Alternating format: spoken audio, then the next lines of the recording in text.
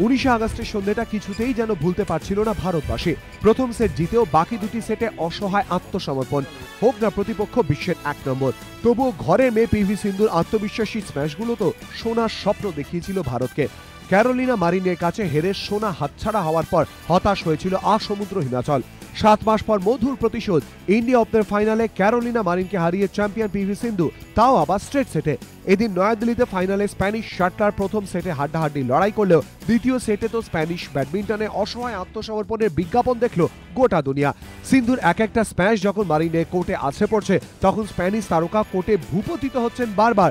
অবশেষে 21-19, 21-16 সেটে জিতে ইন্ডিয়ান ওপেন চ্যাম্পিয়ন হলেন পিভি সিন্ধু।